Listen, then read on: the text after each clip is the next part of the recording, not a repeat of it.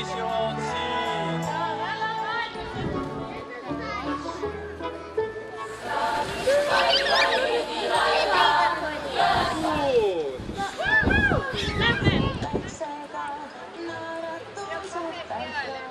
Vastlapäev on lõbus ja tore päev, millel lapsed mängivad koos täiskasvanutega erinevaid rahvuslikke mänge. Vastlapäev on rahvakalendris üks populaarsemaid päevi, mille peamine traditsioon on püsinud ka tänapäevani.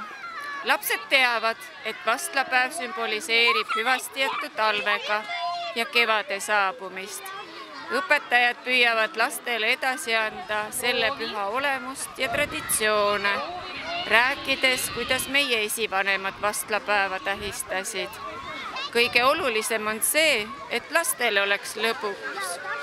Selleks korraldamegi Eesti rahvamänge ja lõbusaid tegevusi, mille mõtlevad välja ja viivad läbi täiskasvanud. Pärast meelelahutust ootavad lapsi traditsioonilised magusad vastlakuklid. Teevad